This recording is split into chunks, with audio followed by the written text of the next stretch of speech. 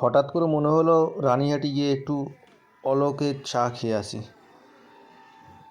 রবিবার দুপুর time pass হচ্ছিল না, 3টে সাড়ে 3টে নাগাদ 3 বন্ধু মিলে রানীহাটি অলোকের কাছে চা খেতে চলে গেলাম। চা খাওয়ার পরে তো গুটকা লাগেই, তো হঠাৎ করে সিগনেচার তুলসী গাছে, তো আমি এটা বলে ফেলাই যে সিগনেচার তুলসী আবার, তো হেসে ফেলে। হাসার পরে মাসে একবার এইটাই জানাতে চাইলো। সেখানে চা খেতে গেছিলাম অলোকের চা, অনেক ফেমাস। এটা রানীহাটি আমতা রোডে পড়ে, স্মার্ট পয়েন্টের অপোজিটে। তো 3জনে হঠাৎ করে বাইক নিয়ে গিয়েছিলাম আমরা।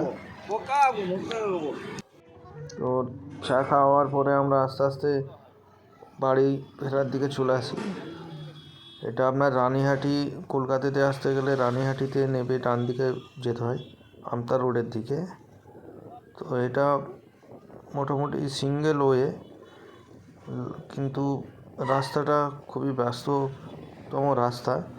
যেহেতু দুপুরের দিকে অতটা গাড়ি চলাচল করছিল না, দুপুর বলতে 3টে বাজে সবে মাত্র, এবং আগেতে এখানে অতটা কিছু ছিল না। এখন বর্তমানে মার্কেট, বিরিয়ানির দোকান, অনেক কিছু বসে গেছে। মোগল বিরিয়ানি এখানে ফেমাস। তো আস্তে আস্তে আমি গাড়ি চালিয়ে ন্যাশনাল হাইওয়ের দিকে এগিয়ে যাচ্ছি।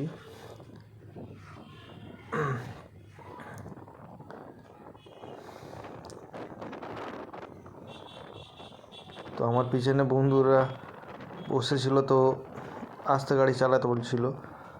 যেহেতু শীতকালের ব্যাপার, হয়তো শহর অঞ্চলে এখন শীত পড়েনি, কিন্তু আমাদের গ্রাম অঞ্চলে মোটামুটি হালকা শীত পড়ে গেছে, মানে ঠান্ডা লাগছিল আমাদের। এখানে মার্কেট অনেক হয়ে গেছে রানীহাটি, এবং জামও হয় এই রানীহাটি, যার কারণে ন্যাশনাল হাইওয়েও পর্যন্ত জামটা টানে। ন্যাশনাল হাইওয়ে ম্যাক্সিমাম টাইমে এই রানীহাটির জন্য জামটা টানে। এই সামনে যে বাস ফাস যাচ্ছে এটাই ন্যাশনাল হাইওয়ে, এটা ডবল ওয়ে আছে, ডান দিকে বাঁ দিকে অনেক দোকান ছিল। তো এটা 4th রোড হওয়ার জন্যে অনেক দোকান ভেঙে দিয়েছে, এখন অনেকটা রানীহাটি ফাঁকা করে দিয়েছে। তো রানীহাটি আমতা রোড থেকে এপারে আমরা চলে আসি, সিগন্যাল ছিল যেহেতু ন্যাশনাল হাইওয়ে রোডে উঠে পড়ি এবং বাইকটা চালিয়ে চলে আসি। মোটামুটি আধা ঘন্টা লাগবে রানীহাটি থেকে আমার বাড়ি ফিরতে। তো আস্তে আস্তে আমি চালাচ্ছিলাম, বেশি নেই, মানে 40-এর মধ্যেই রেখেছিলাম গাড়ি। ন্যাশনাল হাইওয়ে আমাদের একটু গাড়ি চালানোর রিস্ক পড়ে যায়, একটু ভুল হলেই মৃত্যুর সাথে লড়াই করতে হয়। মানে একটু যদি খামখেয়ালির মধ্যে থাকা হয়, বা গাড়ি যদি ওভার একটু চালানো হয়ে যায়, হাত একটু হিলে গেলেই দুর্ঘটনা ঘটতে পারে। আর আমাদের এই ন্যাশনাল হাইওয়েতে দুর্ঘটনা ঘটলে জীবনে বেঁচে থাকা অসম্ভব ব্যাপার হয়ে যায়। মানে বেঁচে থাকলেও সেরকমভাবে বাঁচা যায় না, ক্ষতিটা ম্যাক্সিমামটা বেশি হয়ে যায়। সেখানে ওইখানে গাড়ি খুব জোরে চলে, মিনিমাম তো 50-60 রাখেই।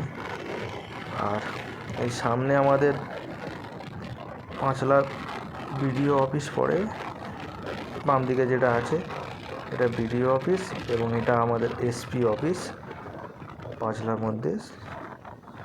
এটা পানিয়াড়া মোড়, যেখানে চলে এলাম। সিগনালে দিয়েছে, সিগনালে দাঁড়িয়ে পড়েছি, সিগনালে দাঁড়িয়ে ওয়েট করছি।